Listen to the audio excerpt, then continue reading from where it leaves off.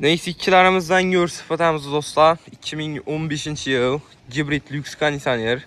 Maşinamızda metan gazlı araba 138 bin probek. Kraskeleri bir qatar zənginlər işlənген. Eşikləri şum çaboğan, yumuşak bollar kullanılan 4 tane krugu tonirovkalı urulan maşina.